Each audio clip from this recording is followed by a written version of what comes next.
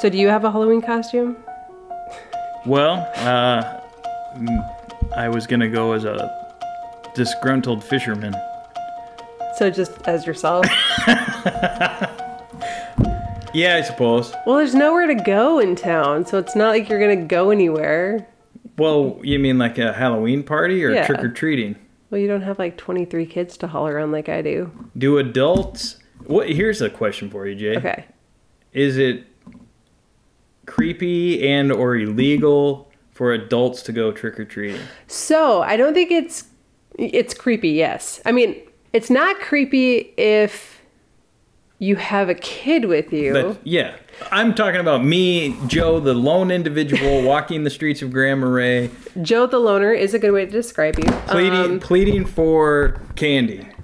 Yes, that's weird. Really? But And why is it weird?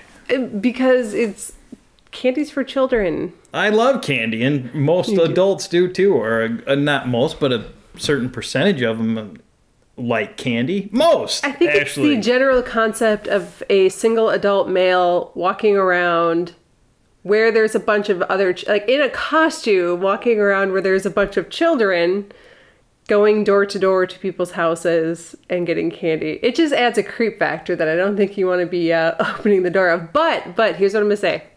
Trick-or-treating in Grand Marais is a lot of fun as an adult.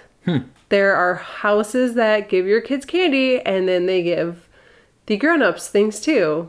I see. So, like adult beverages? back in the days when I drank, I was usually quite tipsy by the time we were done trick-or-treating. All right. Well, that is an interesting thing, I guess. Okay. And there's usually a party or two happening. So, and you can literally walk up to the door and be like, and they'll come on in, have some food, have a drink, and you go in there. You can have, I think there's 3 or 4 of those houses last year. So it's a community event. It's a community thing. I just wouldn't.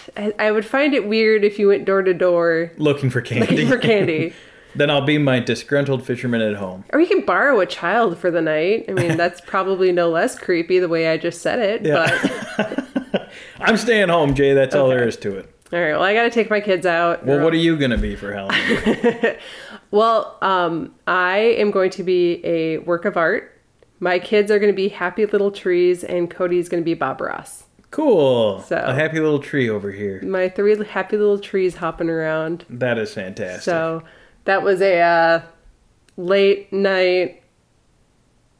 I wasn't drunk, but because I don't drink. But it was definitely one of those nights when I was in a mood, and I'm like, I have the best idea for a costume. And then I bought my kids tree costumes, and they're like, why are we trees? I'm like, it doesn't matter, kids. Just wear the costumes, get the candy, be happy. Yeah. All right. Cool. So, sounds great. That's our Happy Halloween. Happy Halloween.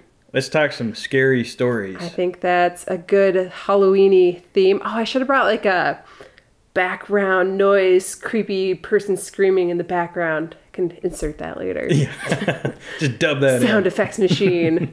You're going to take us on a journey here later in the episode. Yes. I'm excited for that. We got kind of a two-parter this episode. So for one, we're going to be telling our normal, let's chit-chat and share some stories.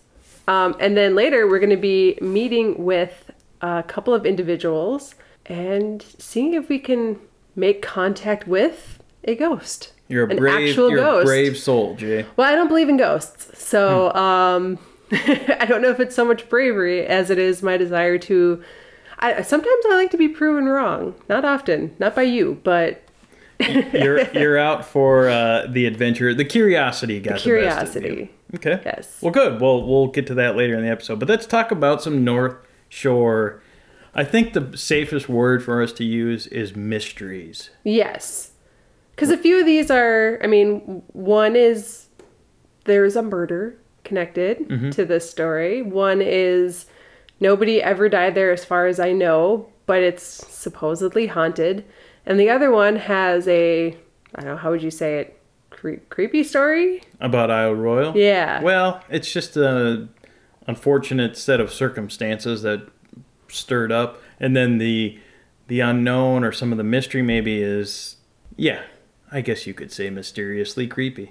All right. But we don't know the answer. And that's, I guess, what makes these stories continue to go on and on. So I had originally shared I have a haunted story, and actually I'm going to share another one. At the house we're going to do this ghost hunting, I actually had a haunting experience while I was there. Now again, I don't believe in ghosts because in both of my, oh my gosh, I'm seeing a ghost or I'm experiencing something mysterious that cannot be explained through normal things, I investigated it and eventually explained it through normal things. And I feel like a lot of ghost stories are that way. That's the skeptic in me. Yeah. Like, did you go look at it? Like, why would you go into the room where the sound was coming from? I'm like, what if it was a bat? I mean, what I think most ghost stories are, is there something else that can be explained if you just go look at it? Yeah. So both of mine, I have two. One I told during our road trip episode, but it actually got edited out of that episode. Oh. So I figured I would reinsert it into here because it is appropriate. So we'll kind of get into that one in a minute. I'm going to kick things off though with what's probably the most infamous, notorious murder on the North Shore and the most well-known, and I'm using air quotes here, haunted house, and that of course is Glensheen Mansion. Glensheen Mansion is a 20,000 square foot mansion that was built by the Congdon family. I don't remember the exact year. We're actually probably going to do an entire Glensheen Mansion episode because there's a lot of stuff going on there. But it's just this beautiful home on Lake Superior on 12 acres, gorgeous, gorgeous place. And the Congdons were a very well-known, wealthy family, and they donated a lot of time and money to Duluth organizations, so relatively well-known. Upstanding citizens of the community. You know, actually, kind of an interesting, personal story to that. Years ago, I was working for the Duluth YMCA, and their camp, which is Camp Miller, which I used to go to, we were doing this capital campaign. So they gave me these old ledgers from the 1970s. And they're like, go through this and find people who gave us a bunch of money then and see if they're still around and maybe we can reach out to them. And I was flipping through the pages, people donate $100, $200. And I got to this one that was $50,000. I'm like, who is this? Yeah. It was Elizabeth Congdon. Wow. I was like, well, she's no longer around, but, I thought that was a very interesting little piece of history to find in this ledger from, I think it was from 1969. Very cool. So anyway, the family was, like I said, very, very well known, but the mansion and the family are probably most well known for the double murder of Elizabeth Congdon and her nurse, a woman named Velma Paitila. Hope I'm saying that right. And they were actually murdered by Elizabeth's son-in-law. And there was an inheritance thing and all this stuff. But before she was murdered, the house was already gifted to the University of Minnesota. And she had, the ability to live there until she died. So it wasn't like an inheritance of the house because the house was already going to the university. It was the money inheritance. And they ended up getting caught. So that's a whole other story. But from that, Glensheen was then gifted to the University of Minnesota that started doing the tours. And that's when the kind of reports of things that are mysterious or maybe unexplained. A few employees have reported that there are cold spots in the house, particularly on the landing of the staircase between the first and second floor where the nurse was killed. So that's where Velma was killed. And they'll report that if they're standing there for too long, all of a sudden they'll feel very cold. Another thing that people report in kind of the same area is a sudden feeling of sadness comes over them for no reason. And then throughout the house, in the hallways and especially by the master bedroom, which is where Elizabeth was killed, they report seeing shadowy figures that will appear and then disappear. So those are kind of the reports that came from employees and the tour guides. And for many years, they actually tried to kind of not mention the murders. And I think they wanted, the Congdons were a wonderful, wonderful family. So it's very unfortunate that this thing kind of defined them. So they try to skirt past it. Now, however, they've reopened the master bedroom. They restored it to its original appearance. And that's part of the tour now. It didn't used to be. And if you ask, they will answer questions like, oh yes, there were two people murdered in the house. I don't think they go into detail, but it is something they now mention. They no longer kind of ignore the questions. They acknowledge that. They acknowledge it happened. Mm-hmm. And now they're actually in a small way kind of trying to capitalize on it a little bit by offering these 21 plus flashlight tours in October. So you can go there, you can actually have a beer with a sippy cup on it and take a nighttime tour with a tour guide with a flashlight. And they describe it as a different way to experience the treasures found in the house or something. That's the wording. Yeah. But I think in many, a lot of people are going there, doing this tour, hoping for a haunting experience. So whether or not Glensheen Mansion is in fact haunted, it could be. I think in addition to like the murders happening, I've always said this, if I'm going to die and haunt a place, I'm going to haunt a place that made me happy, a place I like to be and hang out. So I can see other members of the family maybe going there and being there because that's, it was a great house for many of them. And yeah. Okay. Interesting. So that's in Duluth, right? That is in Duluth. If you're going up Highway 61, headed up the North Shore, you're going to drive literally right past it. I don't think there's any way to avoid it. London Road is an unavoidable passage you take to get to the North Shore.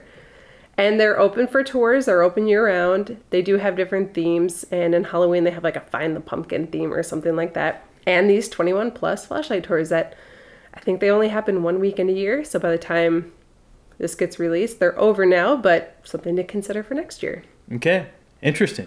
Well, I'm going to take you way up the shore, Jay, basically to the border at Grand Portage. There is a ferry that will take you to Isle Royale. Of course, it's a national park, Isle Royale National Park, actually owned, if you will. It's a state of Michigan. Michigan. Yes, Michigan. But that's a whole other thing that we're not going to get into now. That's actually how it became part of Michigan is kind of an interesting story, but for another day. Another day. Perhaps we'll need to go to Isle Royale on the podcast. Would be a lot of fun. I've never been there. I haven't either. Really? I know. There we go. All right. In fact, I know someone who offered plane rides. Yes. So we'll follow up on that. Stay with us on this on the podcast. We'll get you to Isle Royale sometime soon. But for today's purposes, we're going to talk about a story that took place a long time ago, Jay. 1845. This is when people were, and I should say white settlers were just looking. This has been culturally used by the native people of this area for generations, Isle Royale, particularly Grand Portage, Band of Lake Superior, Chippewa, who now have been recognized by the federal government here in 2019 as cultural rights to the island and the historical, cultural significance of that. And yet still part of Michigan. Still Michigan. And run by the national park. Again, that's a whole other thing. Okay. Yeah. I'll move past that. Yes. So 1845. As the white settlers are starting to realize, hey, there's something out there, particularly copper. The native people had actually gotten copper and used it there at Isle Royale, and they, the French voyageurs and people who were coming to the area were like, we want in on that. How do we get this copper? First, we got to go out there. We'll make a plan. So they sent a gentleman named Charlie Mott and his wife, Angelique, who is native, and they dropped them off on the island to sort of set up shop, help them get ready for transitioning out and building cabins, getting things running at Isle Royale. Charlie was left there with Angelique. A gentleman said, hey, I'm going to come back and bring you some rations. Stay here for the winter. This is the plan, is for you to stay here for the winter. Don't worry, I'll be back. I'm going to bring you more supplies. Well, this supply ship, these rations never returned. So Charlie and Angelique were there on Isle Royale, which, Jay, if you think of the North Shore, is kind of a remote area. Yeah. Isle Royale takes that up like 50 notches. It's only accessible. I mean, it's the biggest island in Lake Superior. Is it 50 miles from shore? Even more? No, it's less from Minnesota mainland actually, but it's a long way, particularly when you don't have engines and things like that. Yes. So it's a long way to get to Isle Royale in 1845, and they had a really horrible winter. And in fact, actually, as time went on, food ran out. Charlie starved to death on the island, and Angelique was, in that same state of, capacity, not doing well, but she actually managed to survive. There are varying accounts. Now, this is where we get into kind of the mystery. He said, she said-ish. Nobody really knows if Angelique ate some of Charlie to survive, if that occurred. There are some reports that say yes, it did, and others that say no, definitely it did not. Angelique actually has a journal that has been passed down and is an accredited thing that does not mention that whatsoever. There's no historical documentation of they found the body and he was missing a leg or something. Nothing like that. Just a kind of a shell of a human was what was found. But nonetheless, it was certainly a very troubling thing to have happen right out of the gates at Isle Royale for people. So over time, as fishermen and families and children were there, the legend of Charlie Mott started to grow. And actually, park headquarters now at Isle Royale are on Mott Island, named after Charlie Mott. And that cabin where he was, where he starved to death that winter, is basically like the park headquarters are on top of where that took place. There's not necessarily, in the traditional sense of like a scary Ghost figure walking through the graveyard. Yeah, and I think that makes them a little more appealing, at least to me. And maybe since you said you don't necessarily believe in ghosts, that it's just more of the feeling that a story gives you, as opposed to like some unknown entity. Troubling story of a man starving to death at Isle Royale and his wife being there and all of that. So this is one of those mystique stories, but the Mott name lives on.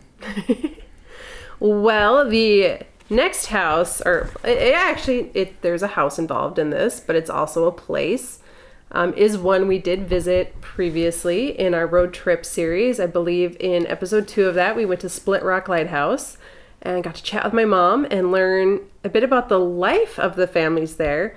But what didn't make it into that episode was that there are stories of Split Rock being haunted. In fact, there's one story that I heard as a kid, kind of told over and over. And then I actually looked up the story to see if anybody, because I don't know, like if it's one of those like local lore things, because I'm very local to Split Rock. You know, my mom worked there. I'm like, is it just one of those things that we hear? Or do other people know about this story? And I looked it up and I did find reference to it, but it was different than the version I had heard. So I think that's one of those things where a story gets told and then passed down, changed a little, and eventually there's a few versions of what possibly could be the truth. But in this story, a gentleman lost his wallet at the lighthouse and he realized it after they had closed, so he doubled back. And in the version I was always told growing up was he went to the bottom of the staircase of the lighthouse and there was a gentleman standing there dressed like the lighthouse keeper. And he had his wallet and said, "Oh, this is yours. Here you go." And the gentleman said, "Oh, thank you," and left. And he came back the next day to thank the gentleman. And everybody was like, "Well, what do you mean? There was somebody up there dressed as a lighthouse keeper at 6 o'clock or 7 o'clock, whatever time it was. Like, there wouldn't have been anybody here. And there wouldn't have been anybody dressed up." And that kind of started the lore of, oh, is there a ghost? But in the version I found online, which I almost like better, was he lost his wallet, came back to get it, but found the gates padlocked. Nowadays, if you go there, the gates are left open. You can go back there even after they've closed, but the story is from the 80s, so maybe back then you couldn't. And he said he looked up and he saw a gentleman dressed like a lighthouse keeper on the catwalk of the lighthouse on the outside there. And he tried to call to him and get his attention, and the person didn't respond at all. And so he finally left and came back the next day and retrieved his wallet and told them, and again got the kind of blank stares from people going, "Wait, what are you talking about? There wouldn't have been anybody up there. Like, we can't even get out on there. We're not supposed to be out there at all." And so that is the story of the lost wallet and the lighthouse keeper. But a few other stories that I've heard. Wait, I want to say... Okay. Like the second story of, I think I see someone and I'm yelling at them and they're not responding, seems a lot more likely, and it was probably maybe a shadow, yeah, or some kind of a object that's up there that's even just a beam or a piece of cast iron, something. Yeah. Seems a lot more likely than someone handing him a wallet. Kind of what's going to be my split, because one of my haunting stories did happen at Split Rock. So the other story I've heard from, actually directly from my mom and other people, is they'll get random smells every now and then. They'll just be standing in the house, which is the former house of lighthouse keeper Pete Young and his wife Florence. And occasionally they will get this whiff of women's perfume, like when they're alone, just standing there, and all of a sudden, and it's apparently a very strong smell, like a old-timey perfume, like not a perfume you would smell these days, but like a really, when women used to pile that stuff on, Yes. kind of that really strong floral smell, or a strong smell of diesel fluid. And Pete Young was always covered in diesel fluid, so you know, he might have been heading up to the bathroom to wash up after his shift, and all of a sudden you kind of get that smell. And there's been times where they've even looked to see if anything was leaking because it was so strong. Yeah. So those are the, you know, maybe Pete Young is hanging out. Like I said, I'm more inclined to believe a ghost is there if it's somebody who had a great time there. Pete Young was the first lighthouse keeper. He was basically forced into retirement at age 70. You couldn't work for the it wasn't the lighthouse service after age 70. So when he turned 70, they're like, all right, you got to go. And the replacement lighthouse keeper was his assistant. I believe his last name was Koval. And he actually stayed in the middle house with his family. They didn't move into that first house. So if you think of who might be the spirit in that first house where you can now go into for the tours, everybody assumes it's Pete Young and his wife. Yeah. So that's, you know, growing up, we hear these stories. So my mom worked at the lighthouse and my dad worked at the clinic. And my mom, of course, worked with Lee Radzak, the former now, recently retired lighthouse keeper, most recent one. Well, there's actually a new guy now, but he's the most recent one before this one. And his family lived there for, I believe, 30 years or something like that. And he had 2 kids who were a couple years younger than me. And my dad worked with Mrs. Radzak at the clinic. So they were having this, it must have been like some sort of Christmas party thing. So my brother, who's a little bit older than me, was hired to babysit the Radzak kids and myself while our parents went off to this holiday party. So we babysat them at their house, which was the middle house at the lighthouse. And of course, my dad is, I think the best way to describe his sense of humor is it's rather wicked. So we're on the way up there and he's telling us all these ghost stories and telling us how this house is haunted and it's really creepy out there at night. And of course going on, and I'm probably 10 or 11 at this point. So it's, you know, it's sticking with me in my head. Yeah. We get out there and the 2 younger kids had gone to bed. And my brother and I were watching TV. And all of a sudden I kind of looked to my left out the window that looks towards the main lighthouse keeper's house, the very first one that you can tour. And I see a figure in the window. And a human figure. I mean, there was definitely a head looking through the window. And I kind of looked back at the TV for a second. I'm like, okay, I'm going to look back and it's going to be gone. I looked back and it was still there. Kind of looked back at the TV and I decided to stand up. And I walked past where my brother was sitting and I said, you need to follow me right now. So he stands up and he goes in and we kind of go into this little, what's in the, if you tour the main house, you'll see the butler's pantry. We tucked into the part of the house that is that butler's pantry, kind of between the kitchen and living room. And that's where they had their phone system. And I said, Greg, there's somebody standing outside the window. And they were just staring at me for like a minute. And he kind of peeks his head out and he sees the figure and he goes, okay, what do we do? And they have a very complicated phone system there where you couldn't just pick up the phone and call someone. Yeah. Like, and this is back before cell phones. So we couldn't just call our parents. It's like, well, let's call 911. There's somebody creeping around the lighthouse in the middle of winter, in the middle of the night, staring at us through, I mean, he can clearly see us. Yeah. And we were trying to figure out the phone system, which, I mean, you had to call like one number to get to the switch, then you had to call another number to get to, I don't know, it was, we were trying to follow the directions. And as we're doing it, my brother keeps looking at the figure in the window and finally he just says, wait a second. He's like, hang up the phone. Something's wrong here. Like, it hadn't moved. It hadn't moved. Yeah. Nothing had happened. We, you know, we're kind of past the, okay, is it a serial killer? Moment of our brain, you know, our 11 and 13-year-old brain process. And we decided to go look out the window. We army crawled across the living room because that seemed natural. Kind of get to the windowsill, raise up slowly, and right outside of that window was a snowman. So, fooled and frightened by the snowman. you know, if I had not investigated, I may have just assumed that I had seen a ghost or a serial killer, you know, because, again, logic there. Yes. Well, But it was a snowman. Yes. All right. Well, the other two are very real. The death at Isle Royale and the murders at Glensheen are very real. And where you're about to take us next is also, well, your experience at least. Yes. Is very real. Very real. So we're going to hop over now. Joe, you're actually leaving us for the rest of this episode. I'm with you. Mentally. I'll check back at the end of the episode. I have a theory. Joe claims he has to work on the time we had scheduled with the ghost hunter. I think Joe's a little scared, so he has found a reason to not join us in the haunted house. All I gotta say is Cook County Vikings football. It's a great thing, and it saved me from being frightened. No, it's a long story that we also won't get into right now. But you were brave enough to do it, Jay, so let's hear how it goes. All right, here we go.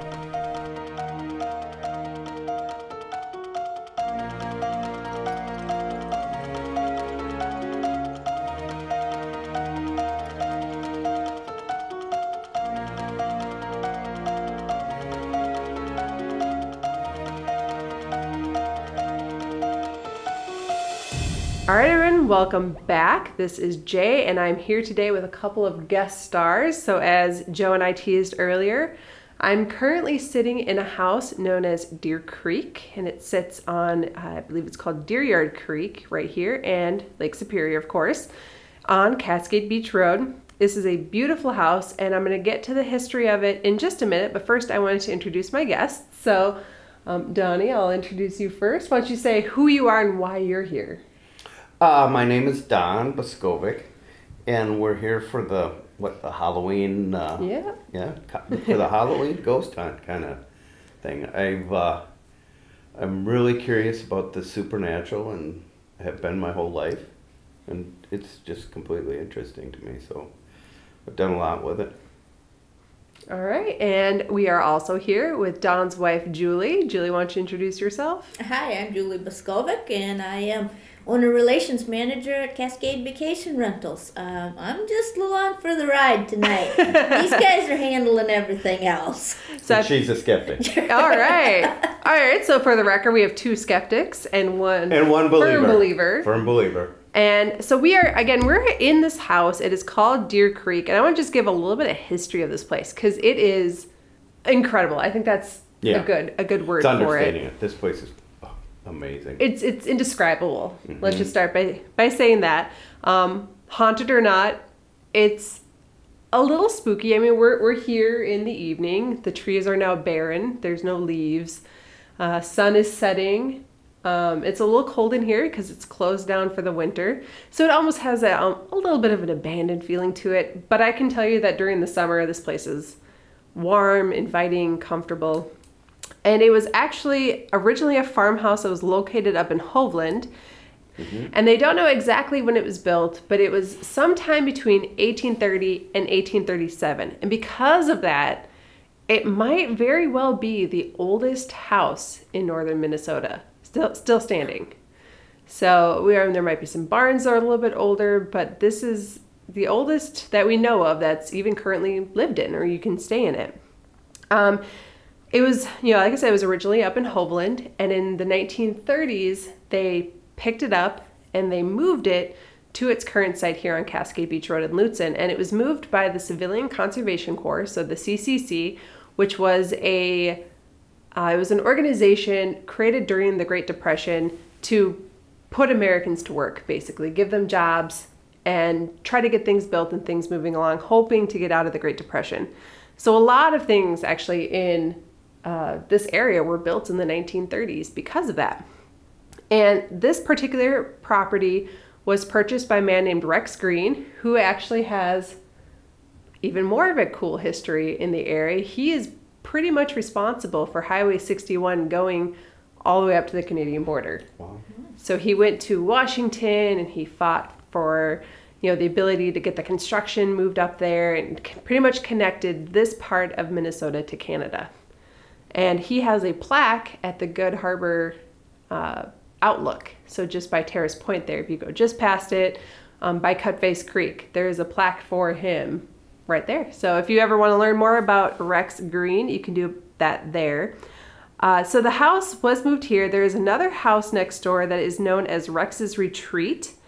And that was originally owned by the Jacobson family in Hovland. And there's a picture taken in 1876 in the book Pioneers in the Wilderness, which is based on Cook County, the earliest Cook County settlers. Cool.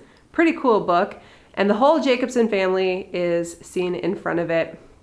And that house is lived in year-round. So that is a permanent year-round rental. Like we said, this one kind of gets shut down for the winter a little bit. There's something over there making noise. I think it was a bee or a fly. Too cold in here. I just heard a buzzing noise coming from right there. Serious? By the window. Yes, I'm dead serious. Did you hear it too? Julie? Oh, there's all kinds of dead flies. There's a fly. No problem. See? No. Boy, you have good hearing though. That's a ways away. Okay. Okay. So we are currently actually sitting in the part of the house that was added a little bit later. So if you ever get the privilege of staying here, which you can rent it through Cascade Vacation Rentals. The two front rooms, so the kitchen and the front living room, we'll call it, where the kitchen table, so it's maybe a dining room, we'll call it that way. Those are the two original rooms to the house. And then above it was a loft with 2 bedrooms. Those are all still there. Where we're sitting right now is the larger living room, and this was actually taken, the wood it's a barn. It was wood taken from a barn, rebuilt here on the site. A little bit later, that was built in, the 1930s. So I don't know how old the barn was it was taken from, but this is an addition that was added here to give better access to the bedrooms, because before you had to use a ladder and they wanted a staircase, so they built this. But again, it's all very old. I don't know how old exactly this room is. I can tell you the front 2 rooms date back to the 1830s. Who knows? This part of the house, maybe the 1850s, 1860s, but it is all very old. And now another interesting fact that both Deer Creek and Rex's Retreat are both Norwegian square-cut log cabins, which tells us that these were probably built by some of the earlier Norwegian settlers in the area. All right, so a little bit more history. When Rex's wife died in 1950, he sold the property to his friends, the Campbells, and kind of with the provision that he got to keep living here until he passed away. And he did in the 1980s. And then after that, it was sold to the current owners, who do live up here part of the year, and then they do rent it out another part of the year. So kind of sharing the love of this amazing historic home. It currently has 3 bedrooms because a third one was built on in the 1950s. And that also added a second bathroom. They did convert, that buzzing is still going on over here. I keep hearing it. It's actually down on the floor behind the bench there. So Don's going over now with his, so what do you have there, Don? What we have here is a K2. This is an EMF meter, electronic magnetic field detector. So some people, most people believe that ghosts or spirits emit electromagnetic field. So this device will check for electromagnetic fields. So green means nothing. No, green is at its lowest setting. Okay. So that's, when I shut it off, you would see all these lights light up. So if we've got a high EMF reading, it's going to go up to the next shade of green, then yellow, then up into the bright reds, showing a high EMF. And have you ever seen it spike? Yeah. Okay. I have in some cemeteries. Oh. But so what I'm checking now for, I'm just looking for straight EMF off of electrical devices just to see if, but I'm not, we did it earlier, we did a sweep of the whole house just for a baseline reading of EMF. I was carrying this around with me when we were walking through, and I never saw it go off once. So it's telling me that the house doesn't have stray electricity. Okay. So what we'd be looking for now is like when you hear this buzzing, and I walked over here, and all of a sudden the lights would start flashing on. But I don't hear this. You're hearing it right down I hear on the it floor. intermittently, and I'm trying to see. But there is no wind, really, is there? It's a fly that's It's got to be a fly that's dying. It's just dying sporadically. But what and is that slowly. howling we hear out there, kind of? There is a bit of wind, so there's you can see there's a But little. you don't see much of the trees moving. No, I think it's coming from this direction. So I'm pointing. So northeast. I am pointing east. Yeah, yeah. And that's the direction I think it's coming Might be. from. So we'll be hearing it against these walls. Yep. Less so than. Yep. Yep. Okay, so current owners still own it, and that's where we're at for the history. So now I think I don't know. What do you do? How do you? Well, what's the best way to get in touch with? We could do and look for. I gotta get my readers on because I can't see. Well, really, so I did ask. So, like I said, the house next door is currently used as a long-term residence. Oh, we can go in that house too, or no? I don't think we can go there because I didn't tell them. I probably could have, but I do know the people who used to live in that house, and I asked them one time, "Do you think your house or this house is haunted?" And she said she never personally experienced anything, but occasionally in the upstairs bedrooms, lights would turn on and then they would turn off and then turn back on randomly when they knew there was nobody here. So we're either dealing with maybe a little electrical issue with a lamp or somebody's turning on and off lights. I also know that there is a housekeeper that we have who will not clean this house alone because she has experienced a few things. So she insists that her husband comes with her. We've had a few guests report some things. I will say not necessarily anything evil or bad, just random things here and there. One report of a little girl. Really? So. Well, the history, I mean, it goes back so many years. Yeah. So many families, I would imagine, grew up in this house. And with this haunting thing, there's things called a residual haunt. What a residual haunt is, what people believe is that somehow things that people were doing in their daily lives somehow just got recorded in time. And it just keeps replaying whether you're here or not. And sometimes people that come through can pick up on that or see that this certain event, maybe it was a glorious event or a real sad event that would have had some more detailed nature to it to maybe possibly be recorded. And, so there's that. Other than that, then there could be what is called a intelligent haunt, where there's actually, we believe, a spirit kind of living here. And we can maybe try and pick up on that. Maybe we can do some EVPs. All right. Yeah. So what's an EVP? Well, electronic voice phenomena. Okay. So when we record on this device, it's going to hear our voice. I mean, because we're talking. We're talking. Now, what we're looking for is another voice that would pop up that we know wasn't talking while we were here, that we didn't hear. Okay. So that people believe, well, they're just calling it electronic voice phenomena. We don't know. No one knows what it is. Is it a spirit? Is it, can it be picking up a radio signal? I don't know. I doubt it. I think it's picking up something. Something. So. Okay. So we go ahead and turn this on. All right. And then we can ask some questions. First of all, we don't mean you any harm, and we don't mean you any disrespect. We're just here. We're curious. We want to know, is there something in the afterlife after we pass? Now, people tell us that there are spirits in this house. If there is a spirit in this house that's lingering, do you have a name?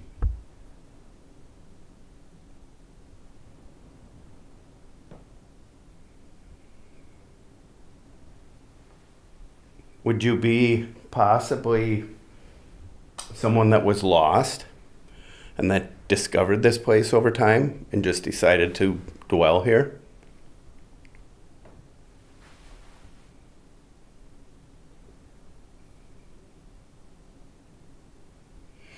Are you a little girl spirit? Is there a little girl spirit that resides here?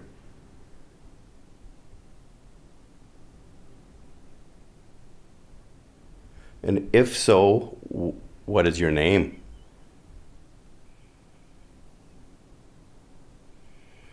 Okay, let's shut this off. And we'll play this. See if we hear anything. Okay. Let's ask some questions. First of all, we don't mean you any harm, and we don't mean you any disrespect. We're just here, we're curious, we want to know, is there something in the afterlife after we pass? Now, people tell us that there are spirits in this house. If there is a spirit in this house that's lingering, do you have a name?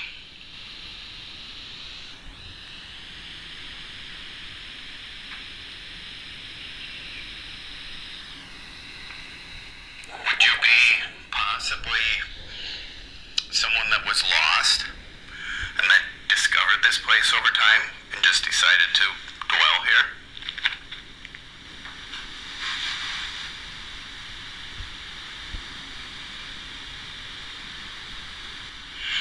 Are you a little girl spirit? Is there a little girl spirit that resides here?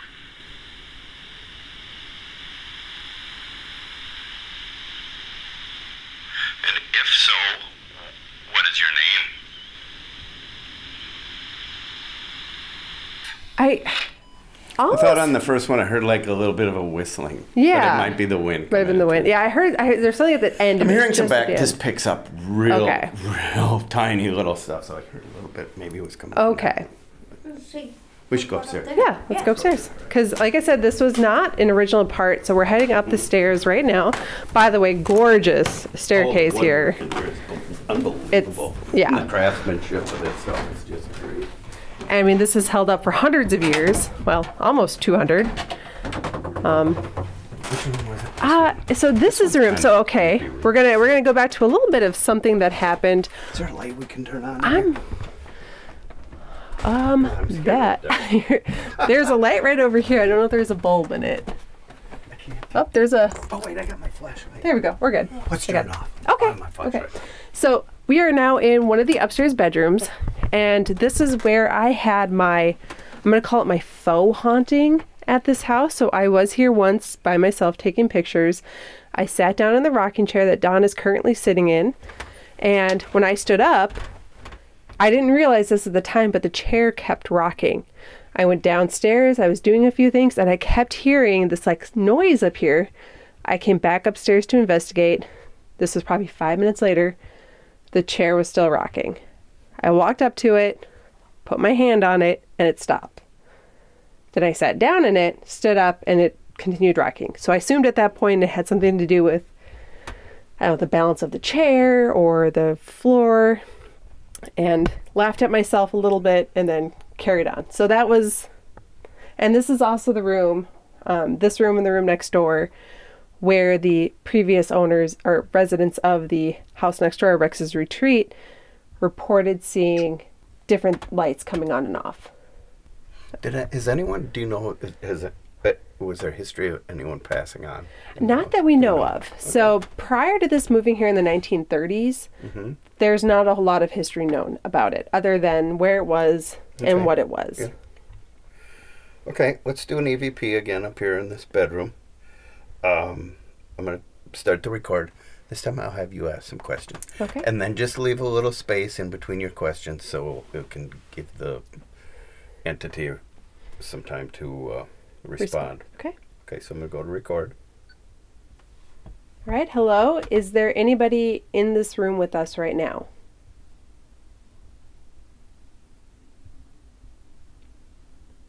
If you're here, what is your name?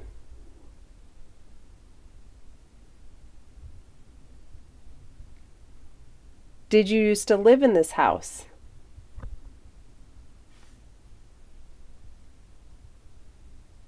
Did you die in this house?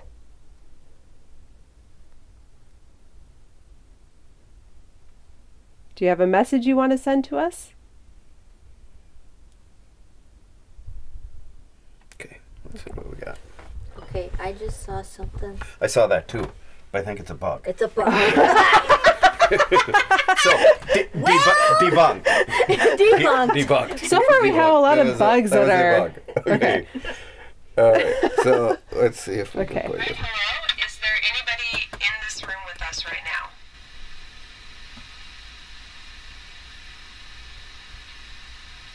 If you're here, what is your name?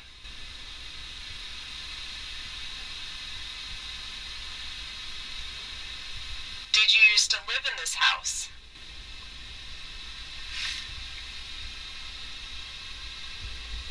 Did you die in this house?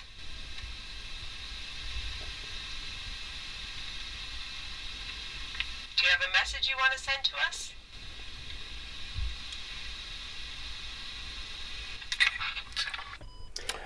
Okay. Did you live in this house and did you die in this house? Did you hear something in those? I can't. I'm hearing some background noise, but Okay. I'm not sure if You moved to once. Yeah, maybe Okay. it was the rocker, but I didn't hear anything odd. Okay. One more bedroom we can One try? more bed. Let's try another bed. Let's go for it. As the chair continues to... Actually, That thing rocks. Look at that. but it's not rocking how it rocked for me. No. I think I stood up a little differently. That is weird. Okay, so now we are in the large front bedroom. Now, if I had to guess, this was probably the bedroom where, let's say, the was probably mostly used by an adult, as opposed to that back bedroom, which was a little bit smaller, which was probably used for children. Unless they had a lot of children, then maybe they put them in the bigger bedroom and the parents slept in the back. I don't know how things worked in the 1830s, but this one has some interesting elements to it that I think might, I don't know. We'll see. We can hear the lake a lot more in here We too, can in so we this should room. note that. I just set a flashlight down Okay. on the counter, and it's a flashlight where you actually screw the back in to make the contact to the light. So what I did is I backed it off ever so slightly from the on position. If a spirit could continue that contact and create that light to turn on. So what we'll do is I've just got it so it's spirit right there. Okay. Will go on. So I got it right on the edge. I'm going to back it off and then we'll set it down. Okay. If there is a spirit in this residence, can you, you saw me turn that flashlight on. Can you turn that flashlight on for us? Once again, we don't mean you any disrespect. We'd just like to see if someone was here. Could you turn that flashlight on for us?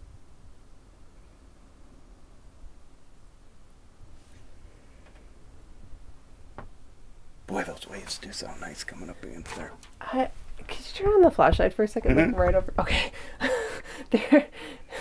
Another bug. Oh, you pick up on this. That's bizarre. I'm like, there's more buzzing in this more room. bug.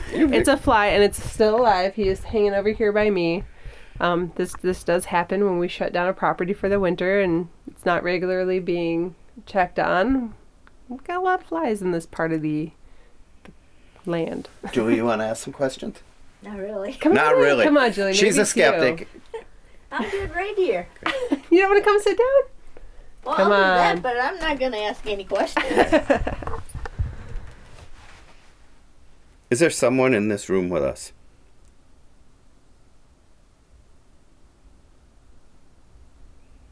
This is a beautiful old cabin. I can understand why you'd want to stay here. Can you give us a name? Can you just say hi?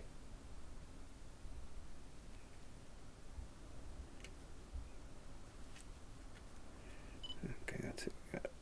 Is there someone in this room with us?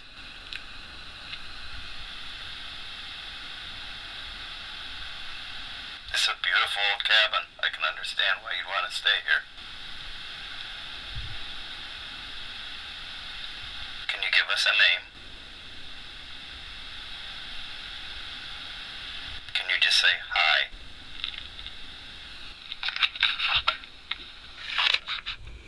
Well, unfortunately, we're drawing a blank. Yep.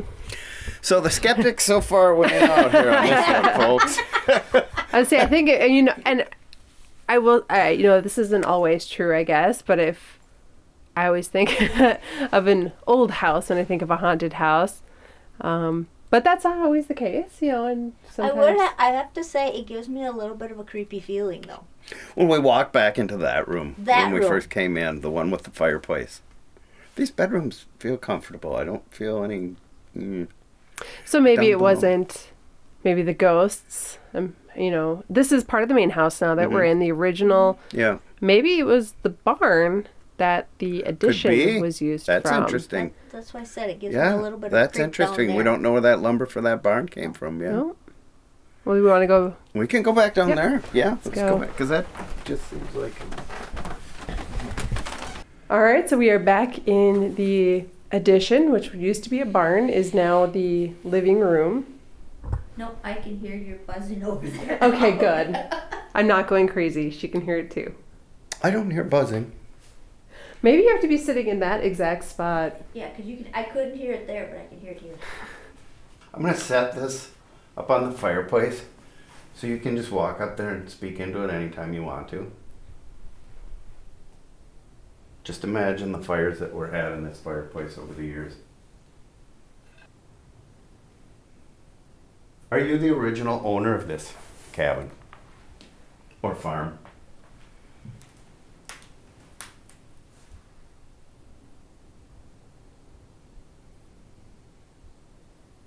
Could you possibly be a sailor that was lost on Lake Superior that stumbled on this place?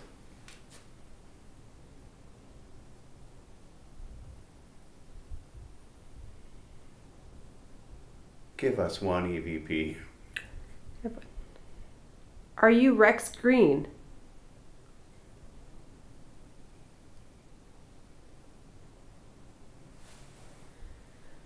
Okay, so I don't know if this means anything, but I have waveforms. So on my, you actually gotta come over here because it's, so this right here, when we talk, they spike up. Now, if you don't talk for a second, it doesn't spike. It goes down.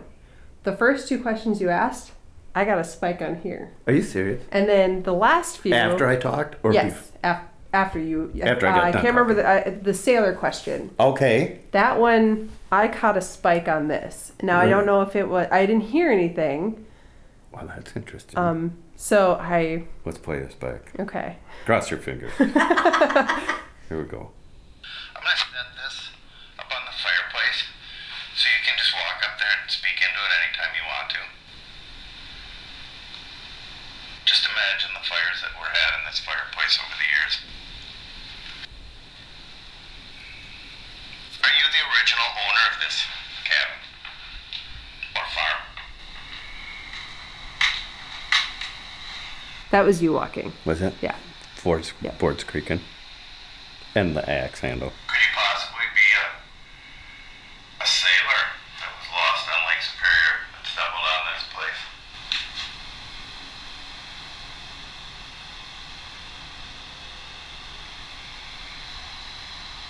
Give us one EVP. Are you Rex Green?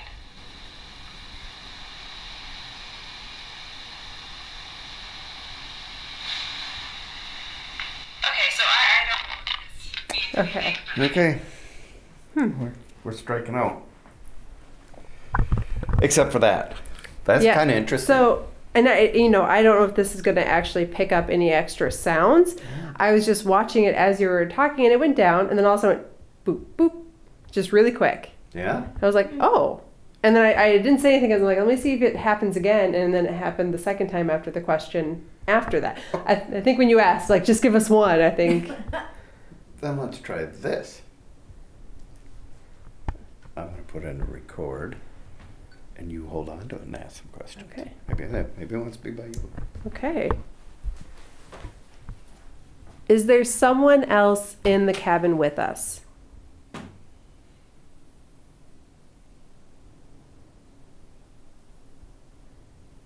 Did you used to live in this cabin?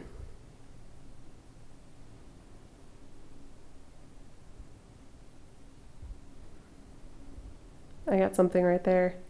On your meter? On mine. Let me see if I can see yours. See, mine would it'll do that again, because you'll see it has a pattern too, where it'll go up and Say down. that guy's name again. Are you Rex Green?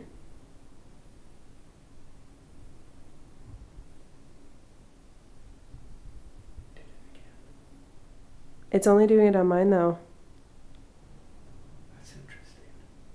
Like, I'm looking and yours is also going up, but mine's going up. Huh. One's talking. Are you Rex Green's wife? I apologize for not knowing your name.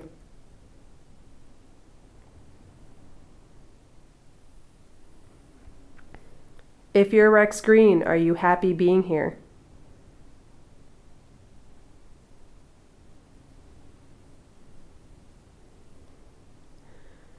Did you live in this house when it was in Hovland?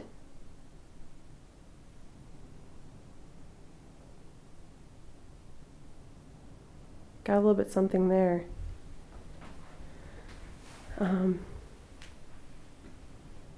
Are you a young child?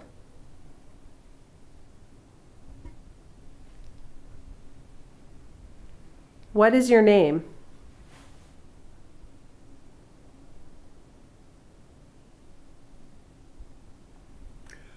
That's interesting. After you ask questions, then it goes back up, but it's not picking. It takes a few seconds for it to go back up. But if I keep watching it, okay. Are you happy to have so many visitors here?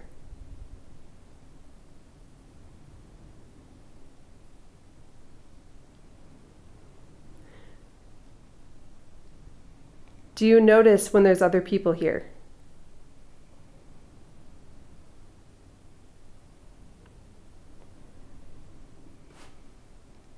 Are you sad?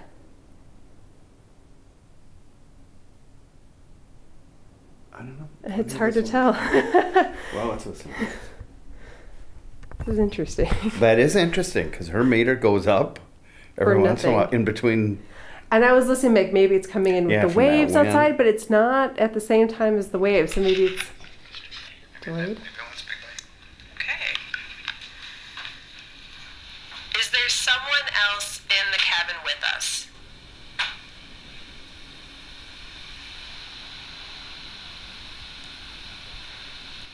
Did you used to live in this cabin?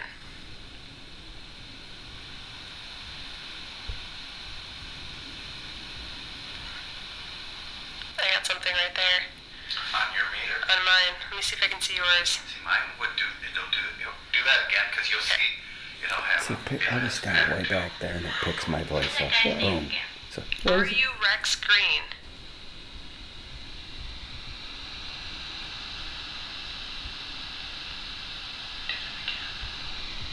It's only doing it on mine though. That's interesting. Like I'm looking and yours is also going up, but mine's going up. Huh. One's talking. Are you Rex Green's wife? I apologize for not knowing your name.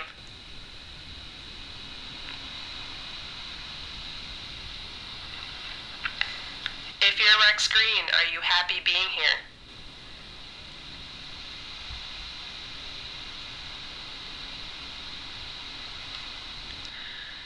Did you live in this house when it was in Hovland?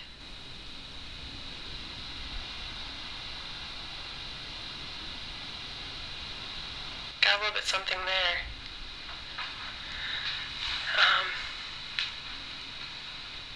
Are you a young child?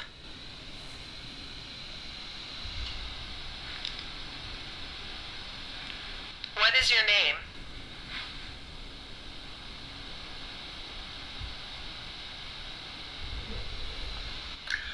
That's interesting. After you ask questions, then it goes back up. So we were getting something. yeah, to show up on that, but it's. And I mean, the whole purpose of mine is to, like, Well, what you I can pick do up the when I get background home- noise a lot. Mine is not supposed to pick up any background noise. And that's what the dead cat is that we were Oh, sure. discussing earlier. This is actually to block out that excess noise or any breeze or wind, for me walking around. So What I can do too is this has a USB port, so I can plug it into the computer, and that will enhance it. I'll be able to pick up anything that was even slight. look for those waveform raises because they were happening. Yeah, we saw it on there. Yeah. Well, Yes. so I think we can safely say that we did not. We struck out. We did not make connection with the movie. We saw some interesting waveform action on my recorder. Yes. I did see it a little bit on yours too. It just was a little more dramatic on this one. So I don't know, maybe they were whispering into this one the whole time, and I'll hear it when I get back to the office, which I am not going to do tonight. Yeah. Do it around midnight.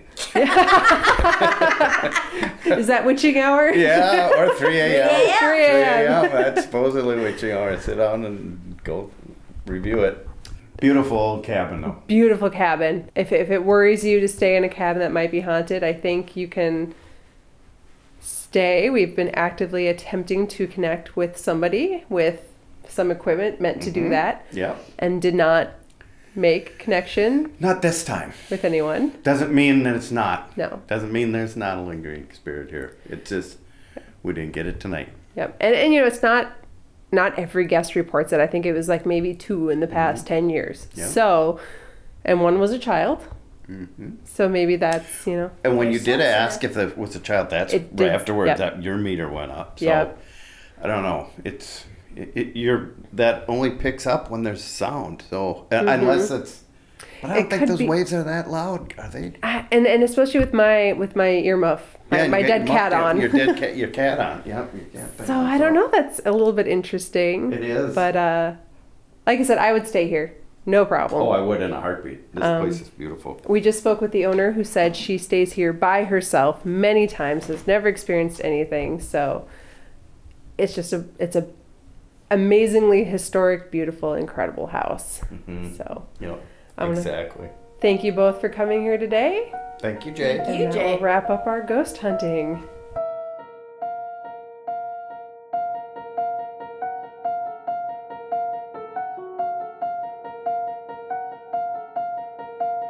Well, that was interesting. Great episode. What a Yeah. story you had there. It sounds like